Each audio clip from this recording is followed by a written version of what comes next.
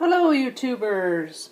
It's been a while since I've done a video for orchids, and today I was going to do something special that I usually do about once or twice a year, and I thought it would be important to do a video on it and talk a little bit about it. There's very little information out there on this problem with orchids, so I thought I would talk about it. So first I'll start with this orchid.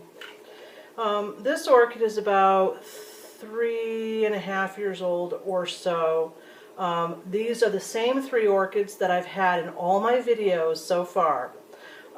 These orchids have flowered multiple times, and this winter was particularly harsh for them. And the reason being is I have them up in this windowsill, and this is a very old farmhouse, and the window here is a single pane window, very, very old glass. It has the waves in it and the bubbles.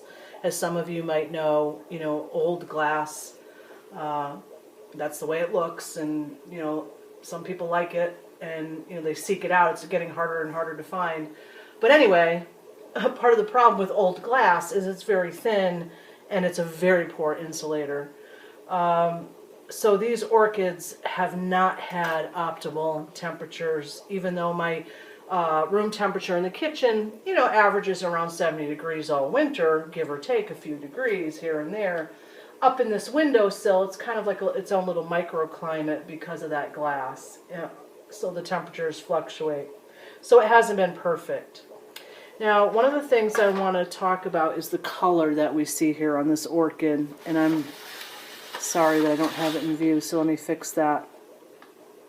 Okay, we can see here on this leaf right here that there is this purplish red coloration.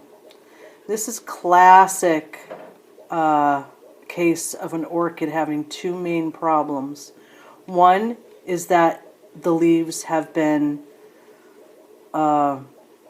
subject to very cold temperatures, or colder than it would like, because this is a tropical plant. These plants, they don't like probably anything lower than, I would say, 50 degrees. So this poor little orchid has endured a very cold winter up next to that glass.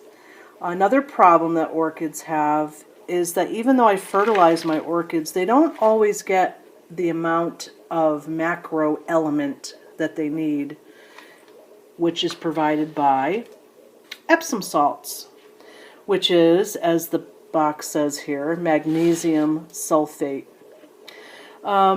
Now, a lot of fertilizers that you can get on the market will have some form of element for magnesium. It's not enough. In my opinion, if you want beautiful, healthy orchids, which this one is clearly not a beautiful, healthy orchid, it has been somewhat neglected and not kept in optimal conditions. And that's why it looks so sad right now, guys. But I'm going to tell you that we can fix this, and I hope to show you the progression through videos of how we can bring this back to life. So first thing I'm going to do is take it out of this pot here, and we're going to have a good look at the roots.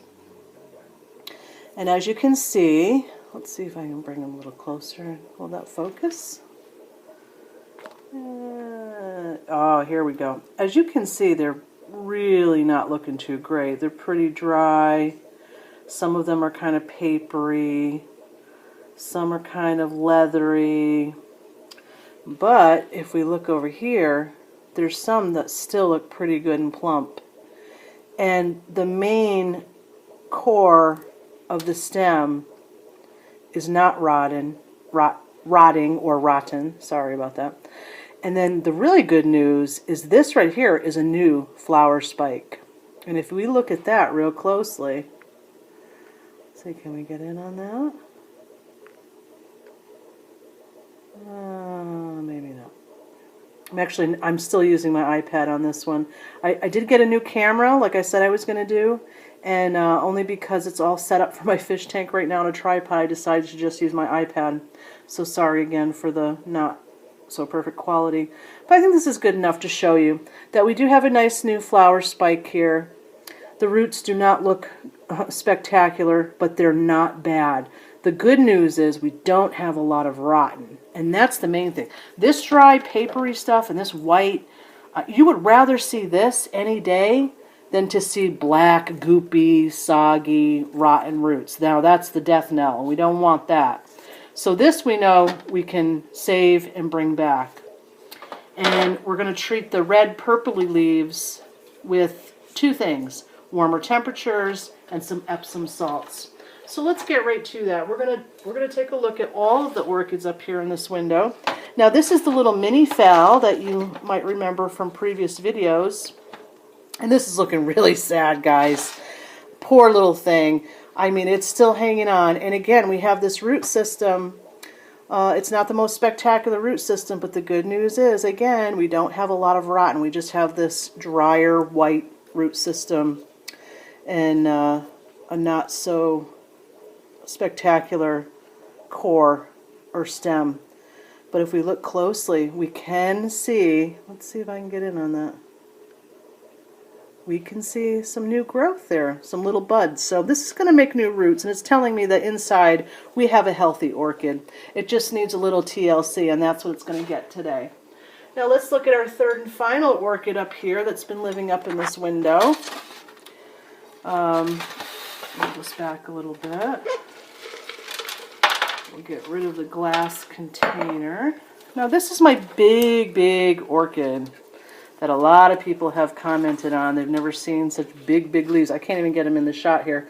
This has very big leaves. A big, healthy orchid, or at least it once was. Again, it had a really tough New England winter.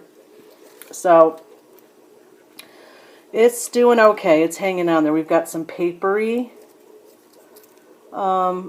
roots here that we could probably cut right off because they're not really going to do much good for the plant itself. But we've got some beautiful new roots coming out here. Let's take a look at this side. Oh, look at this. Nice green tips. That's what we want to see. And you can see here how many times this plant has flowered. If you count up here, it's probably, let's see, 1, 2, 3. This is going to be its 4th flowering. And here we have this original spike that it just keeps continually flowering on the same spike. Here's a branch that we cut off before, and then there was a branch up here that we cut off, but look what's happening here. We cut it here, and it branched out here and sent up a new shoot, and look at that. We've got some nice little flower buds. So that's really good. And for this plant to be flowering with such horrible conditions, it's just amazing. Very hardy phalaenopsis that just wants to live, just wants to flower. So we're going to treat all 3 of these with magnesium, and they were recently fertilized about a week ago, so I'm not going to fertilize them, but I am going to treat them with Epsom salts. So let me get my container. Now, most people will tell you, or most places that talk about Epsom salts for orchid will say maybe a teaspoon for a gallon. Now, as you know, I use these little plastic iced tea containers that I cut the top off, and they used to be 1 gallon, but now they're not a gallon anymore. So I am just going to kind of eyeball it. I'm going to get some tepid water, which is going to be not cold, not hot, just a little bit of warmish, tepid, kind of neutral to the touch. And you don't want to shock the plant. You don't want cold, you don't want hot. Room temperature is perfect. I'm using regular old tap water, nothing special. Okay, so we'll bring that over here. And then I'm just going to grab a teaspoon. And like I said, now if I had a full gallon, I would be using 1 level teaspoon for a full gallon.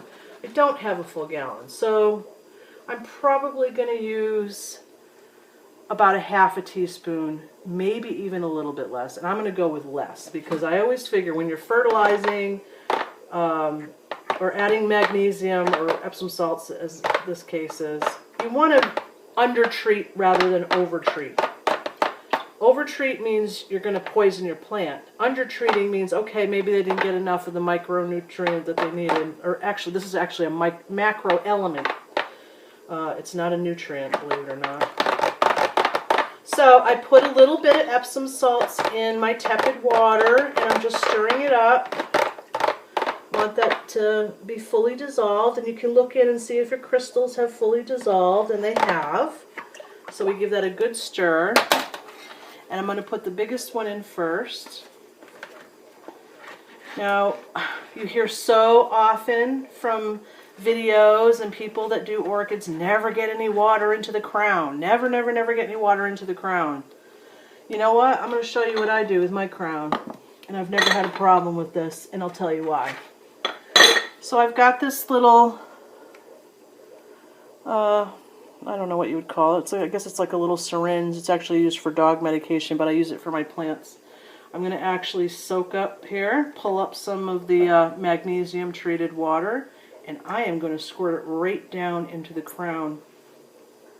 And a lot of people are probably gasping, oh no, why is she doing that? She's going to rot her crown. Well, no, I'm not, and here's why. This plant is very dry. My kitchen is pretty warm. And as you can see, hopefully you can see this, and I don't think you can, so let me see if I can adjust this more. I'm going to move this. I know it's not going to be great for sound, but let me move it. Okay, so I'm going to do it again. I'm going to pull up some water. Where are we here? Okay. I'm trying to do this one-handed, okay? And I want you guys to see what's happening to the water as I squirt it in. Squirting it in. Watch that water. Where's it going? These plants were actually designed by Mother Nature to have water fall down these leaves, and it directs the water directly into the crown. Now, why would Mother Nature do that if she never wanted water into the crown of that plant? Think about that for a minute. Also, if you ever watch any videos of professional or commercial growers in a greenhouse, they overspray their plants. They have big sprayers, daily they're spraying their orchids. And in a nice hot greenhouse, all the moisture, anything that is not soaked up by the crown and the roots and the leaves is going to evaporate. So what most people are trying to tell you is don't leave standing water. Now, if I came over here in an hour, okay, and I see water down in here still, I will take a napkin or something and I will soak that water up. But that never happens in my kitchen because it's nice and warm in here, and it's going to be put back in a sunny window. So it's going to dry up and it's going to evaporate. It's not going to be a problem. But what I have done is I've gotten the roots and the elements I'm trying to do to treat the plant right down into the crown where it's going to do the most benefit. And that's what the roots themselves are trying to do. They're trying to soak up water from the air and from rain and from the bark of a tree, or in this case from this pot. They're soaking the water up and they're bringing it into the crown of the plant. Okay? So, there's a lot of mythology that gets passed around on the internet. And even in magazines and books I've seen misinformation. And I think, people are well-meaning. They don't want you to kill your orchid by leaving standing water in the crown. And that would be a bad thing. But think about your environment. Think about the conditions that your plant is growing in. If it's growing in a very moist environment, then you probably wouldn't want to water it from the top like that. Because you don't want standing water in there. But like my plant, you saw how dry it was. This plant needs the water right directly into the crown. And you can see those roots. Look at how green they're already turning. They're just soaking up that water right away. So that's wonderful. Okay, so let's put the other ones in too.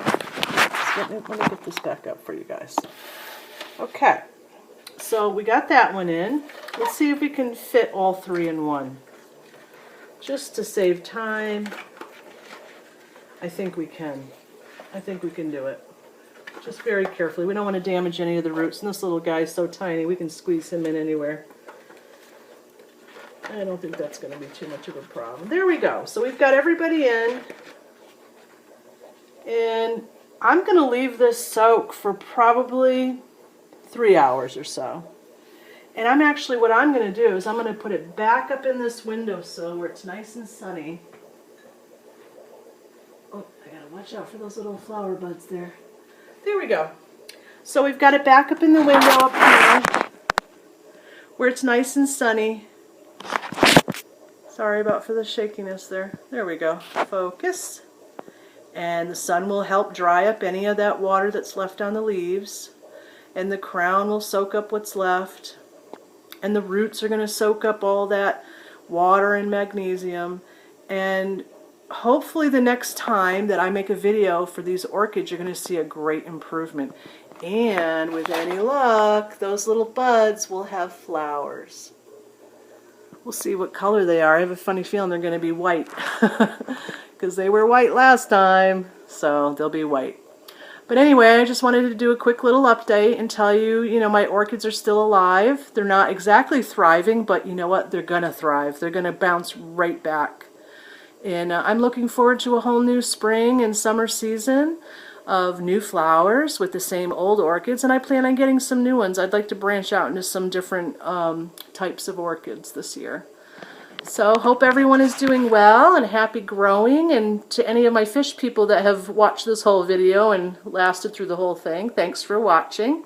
Go ahead and hit that like button if you had a good time watching this, and if you haven't subscribed, please do. Maybe hit that little bell up in the corner and you will be alerted to any of my new videos so you don't miss any.